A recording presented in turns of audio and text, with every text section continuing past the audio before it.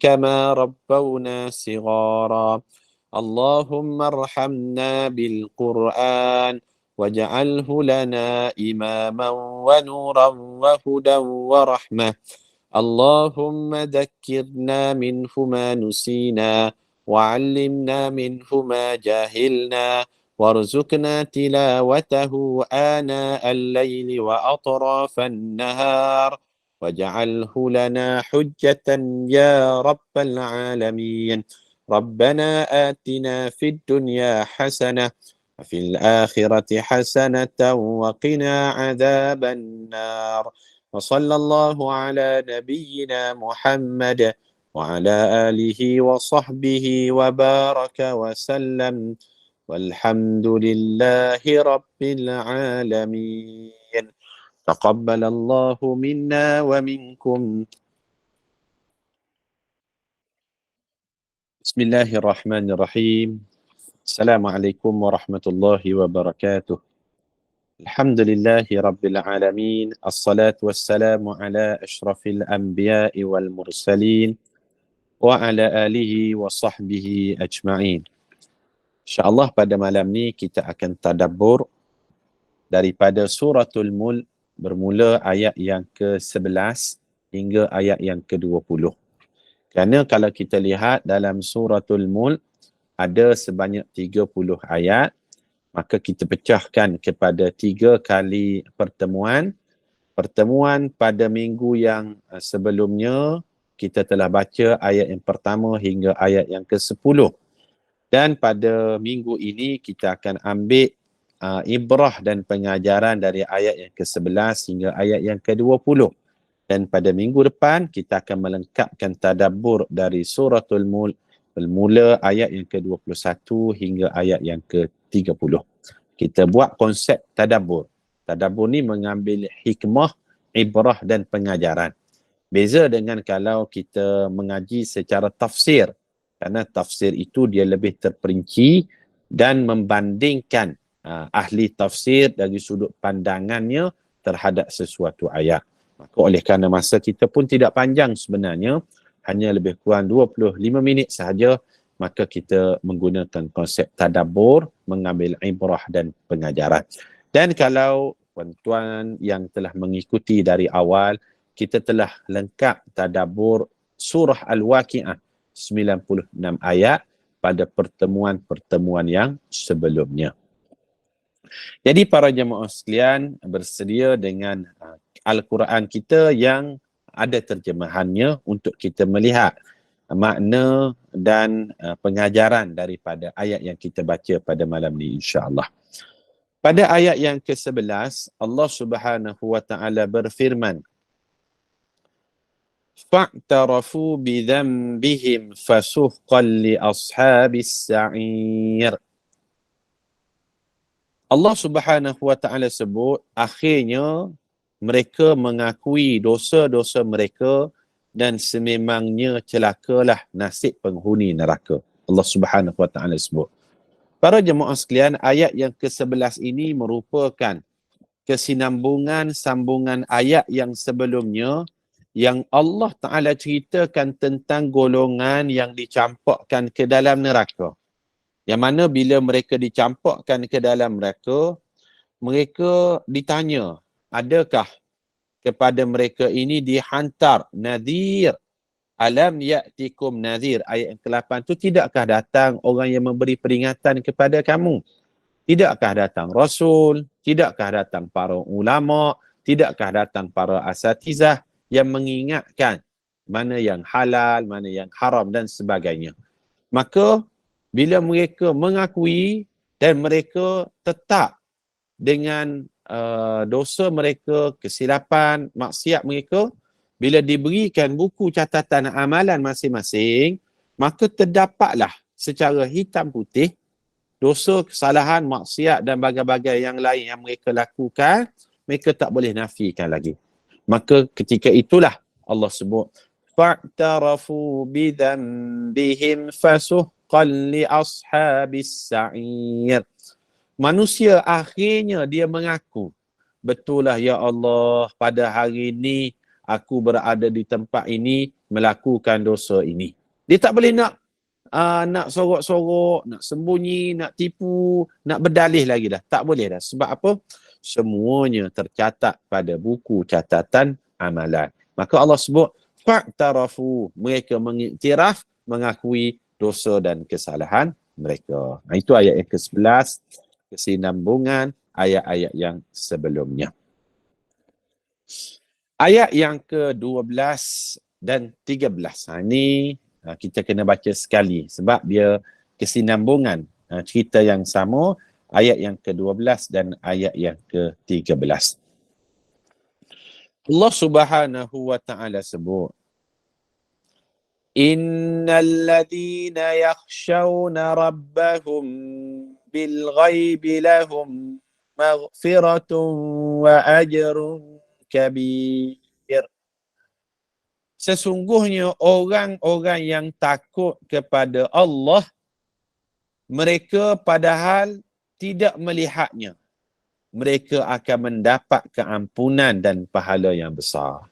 Para jemaah sekalian, takut kepada Allah di sini, salah satu maksudnya adalah takut kepada azab dan ancaman Allah. Kita dengar azab api neraka, kita dengar kesalahan bagi orang yang melakukan dosa begini hukumannya. Kita dengar orang yang jauh dari rahmat Allah, bila dia buat perkara-perkara sedemikian, maka kita rasa takut. Padahal azab kita tak tengok lagi. Padahal api neraka kita tak tengok lagi. Padahal kita belum lagi berada di alam barzakh, alam mahsyar, alam akhirat, belum lagi. Tapi oleh kerana iman itulah menjadikan kita takut. Allah sebut, mana-mana orang yang takut kepada Allah, dengan kata lain azab Allah, sedangkan bil ghaib, mereka tak pernah lihat perkara tersebut, lahum maghfiratun wa ajrun kabir, mereka akan mendapat keampunan Allah dan pahala yang besar. Pahala yang besar di sini para ulama tafsirkan, sebesar-besar ganjaran itu adalah al-jannah, syurga. Ada rahmat, pahala. Di dunia Allah Ta'ala turunkan rahmat. Itu juga disebut sebagai kebaikan, ganjaran. Tapi tidaklah sebesar syurga. Kalau ajrun kabir, pahala yang besar, ganjaran yang besar, itu disebut sebagai al-jannah. Orang yang takut pada Allah, azabnya, sedangkan dia tak pernah melihat, dia akan diampunkan dosa-dosanya dan dia akan diberi pahala yang besar, iaitu dibalas oleh Allah dengan ganjaran syurga. Itu maksud ayat tersebut. Jelas tak para jemaah sekalian? Paling kurang, lepas ni bila kita baca suratul Mulk tiap-tiap malam, kita faham. Maksud takut pada Allah ni, takut pada azab Allah, takut pada ancaman Allah. Apa ganjarannya? Diberikan keampunan dan diberikan syurga. Sebelum ni kita baca je suratul Mulk. Tapi hari ni bila kita tadabbur, kita dah boleh ambil ibrah dan pengajarannya. Ayat yang ke-13. Wa asirru qawlakum aw jaharu bih innahu alimun bidzatis sudur. Dan tuturkanlah perkataan kamu dengan perlahan ataupun dengan kuat, kata Allah. Sesungguhnya Allah mengetahui akan segala isi hati yang terkandung di dalam dadamu. Apa pengajaran daripada ayat ni? Pengajarannya, di sisi Allah tidak ada beza. Kalau dosa, maksiat, kebaikan dan sebagainya dibuat dalam keadaan sembunyi-sembunyi ataupun dibuat dalam keadaan terang-terangan, Allah tetap tahu perkara tersebut. Walaupun kita bisik-bisik je, awak jangan cerita pada orang lain. Saya cerita pada awak seorang je ni. Orang sekian-sekian ni, dia buat sekian-sekian. Kita umpat pada orang. Orang lain mungkin tak tahu. Kita buat tu 2 orang je. Mungkin bersendirian, mungkin dalam gelap. Tapi di sisi Allah, Allahu la ilaha illa huwal hayyul qayyum La ta'khudhuhu sinatun wala naum. Allah tidak pernah tidur dan Allah tidak pernah mengantuk, kata Allah. Buatlah dalam keadaan sembunyi ke, dalam keadaan terang ke, sirran au jahra, wa asirru awil jahru. Di sisi Allah sama saja. Allah tahu segala isi hati manusia. Semua dalam pengetahuan Allah.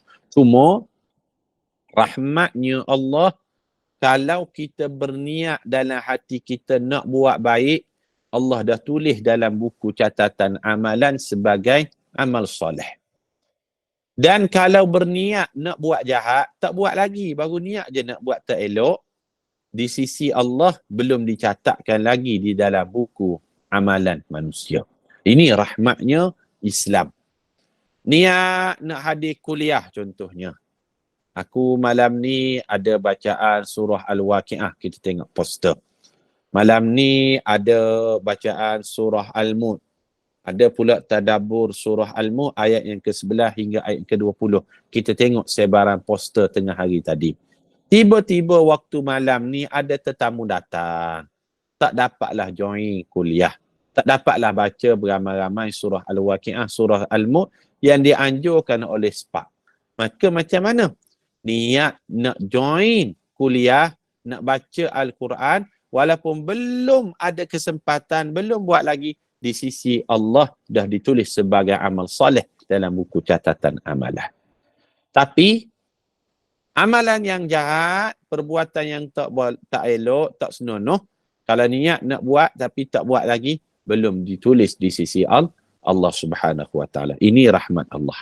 Lalu Allah sebut tidak ada beza di sisi Allah, sama ada dalam keadaan sendirian ataupun dalam keadaan ramai, ataupun dalam keadaan gelap ataupun dalam keadaan cerah. Semuanya diketahui oleh Allah Subhanahu wa taala. Faham para jemaah sekalian? Ayat yang ke-13 tu. Ayat yang ke-14. Ala ya'lamu man khalaqa wa huwal latiful khabir. Bukankah Allah yang mencipta makhluk, yang mengetahui segala-galanya? Memang Allah Al-Latif. Al-Latif ni maha teliti ataupun cermat. Dan Al-Khabir. Al-Khabir ni pengetahuan Allah yang sebelum, yang sedang dan yang akan datang. Itu maksud Al-Khabir. Allah kata, setakat kamu buat dalam keadaan sunyi-sunyi, gelap gelita, sorang-sorang, itu mudah je bagi Allah untuk Allah tahu. Apatah lagi lebih payah daripada tu pun Allah boleh buat. Di sisi Allah mudah saja. Hatta manusia pun Allah ciptakan. Ala ya'lamu man khalaq. Bukankah manusia tu sendiri Allah yang cipta? Setakat nak tahu apa bisikan manusia, setakat nak tahu apa yang manusia lakukan dalam keadaan sunyi-sunyi, itu mudah je bagi Allah. Sebab apa? Kerana salah satu daripada sifat Allah, Al-Latif. Al-Latif ni maksudnya yang maha halus ataupun yang maha teliti. Cermat kalau kita sebut. Teliti. Itu maksud Al-Latif. Dan Al-Khabir. Al-Khabir ni maknanya pengetahuan Allah, sama ada yang sebelum, yang sedang dan yang akan datang, semuanya diketahui di sisi Allah Subhanahu wa taala. Itu maksud ayat yang ke-14. Saya tengok Akak Noh ada share kan beberapa nota penting yang kita bincangkan pada malam ni. Itu baguslah sebagai rujukan kepada para jemaah. Mungkin kita tidak ada mushaf Al-Quran yang ada maksud, tapi kita dapat lihat juga apa ibrah dan pengajaran daripada ayat yang kita baca ni, insya-Allah. Ayat yang ke-15. Walladzi ja'ala lakumul arda dhalulan famshu fi manakibiha wa kulu min rizqihi wa ilaihin nusyur. Dialah Allah yang menjadikan bumi kepada kamu serba terhampar. Maknanya boleh kita berjalan ke hulu ke hilir, pergi ke sana ke sini. Maka jelajahilah ceruk rantaunya. Allah Ta'ala nak bagi kita lihat kebesaran Allah. Pergilah, kata Allah, famshu fi manakibiha. Pergilah jelajah ceruk rantaunya. Kalau ada duit, pergi ke luar negara, pergi ke tempat-tempat orang, pergi jelajah, pergi mengembara, pergi merantau. Supaya apa? Kita akan dapat melihat, betapa hebat dan besarnya ciptaan Allah Subhanahu wa taala. Kerana ini anjuran agama. Kalau ada kesempatan, ada kudrat, kesihatan, anak-anak pun dah besar, duit pun ada lebihan dan sebagainya, Allah sebut famshu fi manakibiha, makanlah wa kulu min rizki, dan jelajahilah ceruk rantaunya dan makanlah rezeki kurniaan Allah. Sebab ada rezeki yang Allah buat ni, ada di tempat kita, tak ada di tempat orang. Tak ada di tempat kita, ada di tempat orang. Dan semuanya merupakan ciptaan Allah Subhanahu wa taala yang Maha Pemurah. Ada kita tengokkan saudara mara kita kerja sampai mana? Sampai Dubai. Alhamdulillah. Kerja sampai UK, kerja sampai US, kerja sampai Singapura. Bagus. Sebab apa? Ini tuntutan agama. Famshu fi manakibiha. Keluarlah mencari rezeki, merantaulah dalam curug rantau yang banyak ini, wa kulu min rizkih, dan makanlah rezeki Allah yang pelbagai itu. Kerana semuanya kembali kepada Allah Subhanahu wa taala, dialah yang menciptakan. Tapi ingat, sejauh mana kita merantau, wa ilaihin nusyur, kepada Allah lah kita semua akan kembali. Ada orang dia kembali dalam usia 30-an, meninggal dunia dia. Ada orang 40-an, 50-an, 60-an, 70-an. Maka kesempatan, peluang yang ada ini, kita beramal, mencari ilmu, merantau, merasakan kebesaran Allah. Sebab satu hari nanti Allah ingatkan, wa ilaihin nusyur, kepada Allah saya dan kita semua akan kembali. Hari ini saya dapat berita sahabat saya di Jordan, Ustaz Shazmi Naziri. Dia bekerja dengan syarikat takaful di Singapura. Dalam perjalanan dia ke Singapura naik motor pagi tadi, kemudian dia dilanggar oleh lori, kemudian ditinggalkan begitu, langgar lagi. Akhirnya meninggal dunia dia, kemudian dibawa ke kampungnya di Pahang. Umurnya baru 30-an, 30 tahun umur dia. Meninggalkan seorang isteri dan seorang anak perempuan. Ni Allah sebut wa ilaihin nusyur. Ingatlah satu hari nanti kita semua akan kembali. Jadi dalam persiapan itu banyak-banyaklah kita mencari bekalannya, insya-Allah. Kita lanjutkan ayat yang ke-16. أأمنتم من في السماء أن يخسف بكم الأرض فإذا هي تمور. Patutkah kalian merasa aman dan tidak gentar kemungkinan Tuhan yang di langit itu menjeruluskan bumi? Lalu kata Allah Subhanahu wa taala pada ayat yang ke-16 tu, Allah sebut, dan menunggang balikkan bumi menimbus kamu, lalu bergegarlah bumi itu dengan serta-merta. Allah Ta'ala minta kita ni timbulkan rasa gerun. Langit yang berada di atas kepala kita ni, kalau tidak kerana kuasa Allah, langit yang tidak bertiang, 7 lapisan, dia boleh runtuh dan menimbuh manusia, menimbuh bumi. Tapi kata Allah, tidak begitu aturan dia. Itu maksudnya. Syukurlah dengan kesempurnaan ciptaan Allah melalui langit. Tak ada tiang langit ni. Tak ada tiang. Di mana bermula, di mana berakhir, mana batasan dia. Makhluk Allah yang paling besar langit lah yang boleh kita lihat. Kita pandang ke atas, dia tidak runtuh ke bawah. Kenapa? Allah sayang kepada hamba-hambanya. Itu aturan Allah Subhanahu Wa Taala. Itu maksud ayat ke-16. Kemudian ayat yang ke-17. Am amintum man fis samai an yursila alaikum hasiba fasata'lamuna kaifa nadhir.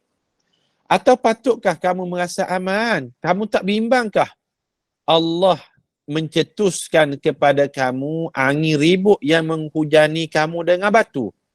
Maka dengan itu kelak kamu akan mengetahui bagaimana buruk kesan amaranku. Allah kata syukurlah titisan-titisan hujan yang turun kepada kita tu, dia tidak menghampas dalam keadaan batu yang keras, tetapi dalam bentuk titisan air sahaja. Kalaulah titisan hujan tu turun dalam bentuk air yang frozen, yang keras, maka dia akan menghentak cermin, akan menghentak kereta, akan menghentak muka kita dan sebagainya. Bersyukurlah dengan kesempurnaan nikmat yang Allah telah susunkan ini. Itu maksud ayat tersebut. 18. وَلَقَدْ كَذَّبَ الَّذِينَ مِنْ قَبْلِهِمْ فَكَيْفَ كَانَ نَكِيرٌ. Ini ayat yang Allah Ta'ala nak cerita tentang iktibar yang perlu kita ambil daripada umat yang terdahulu yang tidak bersyukur di atas kurniaan Allah. Apa kata Allah? Padahal harus diingat orang-orang yang sebelum mereka pernah mendustakan Rasul-Rasul mereka, lalu mereka dibinasakan. Dan bagaimana kesan buruknya ke atas kemurkaan mereka itu bila Allah murka. Itu maksud dia. Maksudnya begini. Kita bersyukur umat Nabi Muhammad sallallahu alaihi wasallam. Allah tidak uji, walaupun ada sebahagiannya dalam kalangan umat Nabi Muhammad yang melakukan perkara-perkara yang tak senonoh. Ada kalau di Sweden, dia bakar Al-Quran dan sebagainya. Tetapi Allah tidak memukul rata lalu Allah membalikkan bumi sebagaimana umat terdahulu. Umat kaum Nabi Lut alaihi salam diterbalikkan. Kaum Nabi Nuh yang mendustakan Rasul mereka dilenyapkan dengan air banjir yang besar. Kaum Nabi Hud, kaum Samud, Nabi Saleh, mereka itu didatangkan dengan suara kilat tempikan yang memecahkan gelendang telinga mereka. Didatangkan ribu angin taufan. Didatangkan padang pasir itu, didatangkan angin yang kuat sehingga memutarbalikkan seluruh apa yang mereka ada. Tapi umat Nabi Muhammad, walaupun ada yang mendustakan Rasul, tetapi Allah menangguhkan kepada umat tersebut dari sudut kemurkaannya akan dibalas di hari akhirat. Maka Allah kata, ambillah pengajaran daripada umat-umat yang terdahulu. Ayat yang ke-19. أَوَلَمْ يَرَوْا إِلَى الطَّيْرِ فَوْقَهُمْ صَافَّاتٍ وَيَقْبِضْنَ مَا يُمْسِكُهُنَّ إِلَّا الرَّحْمَنُ إِنَّهُ بِكُلِّ شَيْءٍ بَصِيرٌ. Maksudnya, patutkah mereka menutup mata dan tidak memerhatikan kekuasaan Allah melalui penciptaan burung-burung yang terbang di atas mereka? Siapakah yang menjaga burung tu tadi? Burung itu mengembang dan menutupkan sayapnya. Tidak ada yang menahannya daripada jatuh, melainkan kekuasaan Allah yang Maha Pemurah. Sesungguhnya Allah Maha melihat serta mengetahui segala-galanya. Tidakkah kita terfikir burung-burung yang terbang di atas sana, dia mengembangkan sayapnya, menutup sayapnya, terbang ke sana kemari. Tetapi kenapa dia tidak jatuh? Karena itu merupakan salah satu kesempurnaan ciptaan Allah Subhanahu wa taala melalui ciptaannya itu tadi. Allah Taala minta kita fikir. Bila banyak kita merenungkan kebesaran Allah, maka kita akan katakan Subhanallah, Maha Suci Allah. Last sekali ayat yang ke-20, Allah Subhanahu wa taala berfirman, أَمَّنْ هَذَا الَّذِي هُوَ جُنْدٌ لَكُمْ يَنْصُرُكُمْ مِنْ دُونِ الرَّحْمَنِ إِنِ الْكَافِرُونَ إِلَّا فِي غُرُورٍ. Atau adakah sesiapa yang menjadi tentera kamu, yang akan menolong kamu selain daripada Allah yang Maha Pemurah?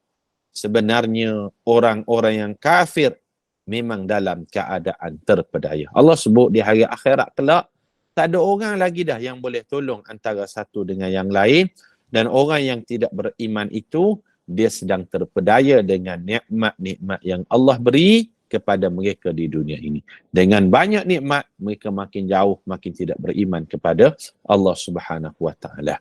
Jadi para jemaah sekalian, alhamdulillah selesai kita tadabbur 20 ayat yang pertama secara sederhana daripada suratul Mulk.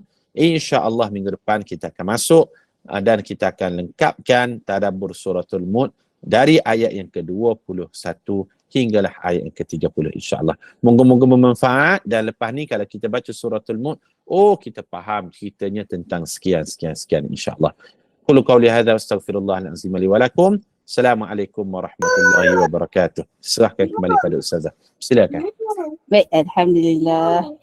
Syukran jazilan kasiran Al-Fadil Ustaz Wan Halim di atas pimpinan bacaan surah Al-Waqi'ah dan juga surah Al-Mulk serta tadabbur daripada surah Al-Mulk, insya-Allah. Jadi semoga sama-sama kita dapat mengambil iktibar dan juga pengajaran daripada apa yang telah disampaikan oleh Al-Fadil Ustaz, serta dapat kita ketahui perkongsian ilmu mengenai surah yang lazim kita baca, insya-Allah.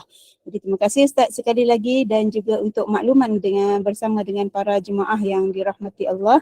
Selepas ini kita ada bacaan surah Al-Kahfi dan juga As-Sajdah daripada bersama dengan Al-Fadil Ustaz Muhammad Razi. Jadi yang berkelapangan boleh kekal di dalam link yang sama, insya-Allah.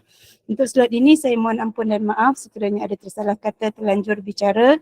Saya serahkan kembali majlis kita kepada Al-Fadil Ustaz untuk sama-sama kita tangguhkan dengan tasbih kafarah dan suratul Asr. Silakan Ustaz. Bismillahirrahmanirrahim. Subhanakallahumma wa bihamdika nashhadu an la ilaha illa anta nastaghfiruka wa natubu ilaik. Bismillahirrahmanirrahim. Wal 'asr innal insana lafi khusr illa alladhina amanu wa 'amilus solihat wa tawasaw bil haqqi wa tawasaw bis sabr. Terima kasih semua. Terima kasih Ustazah. Temu di lain kesempatan. Assalamualaikum warahmatullahi wabarakatuh. Waalaikumsalam. Waalaikumsalam.